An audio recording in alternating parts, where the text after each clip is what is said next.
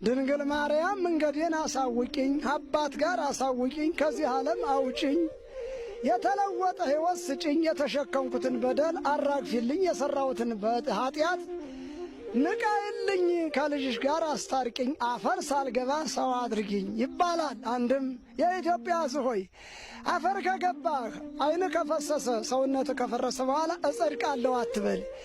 እን ጊዜ አፈር ሳይበላህ ካለህ በሀብትህ በእምነትህ ጽደቅ፣ ከሌለ በጉልበትህ በጸጸትህ ዳንበት። አፈር ለሚገባ ጉልበት አትኩራበት፣ በጎ በጎውን ስራበት። የሥላሴ ተገዥ መሆን ይገባሃል።